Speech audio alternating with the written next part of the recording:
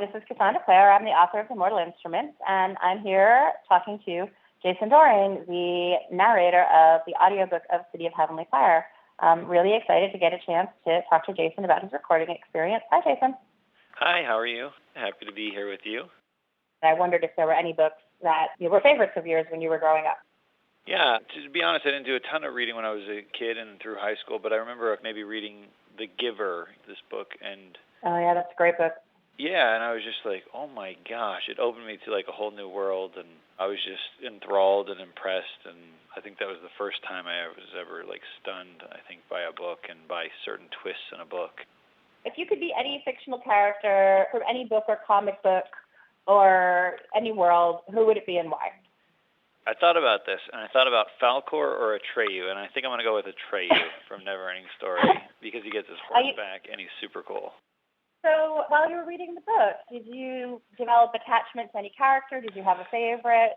For some reason, like, I guess I had a lot of scenes with Simon, you know, and I really liked him, and I don't know if I'm playing this correctly, but like a little bit of a nerdish quality, and you know, putting other people before him, and sort of this selflessness and bravery when he's just not totally like the man's man, but has the heart of gold, you know what I mean? And I think I like that part of him.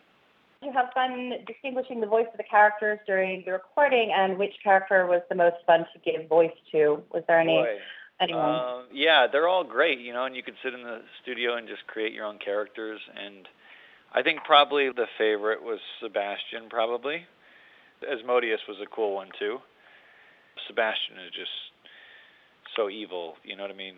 Through and through, and I think that's always kind of a fun character to play. You share narrator duty, actually, with Sophie Turner, who is on Game of Thrones, and I went and saw her in the studio here, since we're both in London, but you recorded in Los Angeles, so I was just wondering if you were curious. She said she was really curious to hear your half of the recording. I was wondering if you're really curious to hear her half. Definitely. I'm a huge Game of Thrones fan, and she's just wonderfully open as an actress. And yeah, I definitely look forward to her doing it. This is totally out of left field. A bunch of fans asked on Twitter, if you were a student at Hogwarts in the Harry Potter series, what house would you be in? Probably the Griff, because it's the best. Ah, the Brave. All right. Yeah, you got to do it. I think I would probably be in Ravenclaw. She's studious. Okay, over to you. You have, I think, a couple of questions for me. You've been with these characters for such a long time and throughout their lives and ancestry. Even though the story of Shadowhunters continues with dark artifices, what does it feel like to complete the Mortal Instrument series?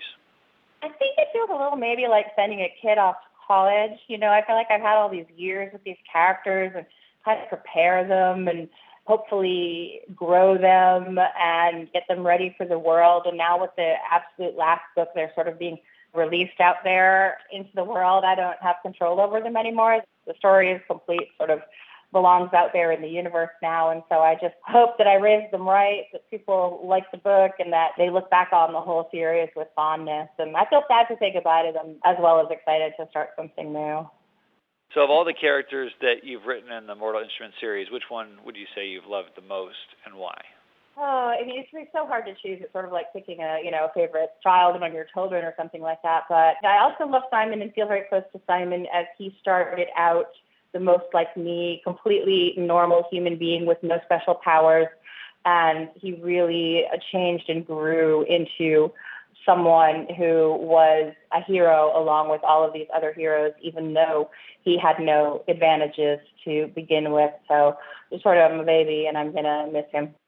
Thank you so much for including me in this. It's probably the biggest demonstration of acting that I had ever encountered in such a short period of time, and I love the book. It's fantastic. I'm so glad you liked it, and thank you so much again. I really appreciate you talking to me.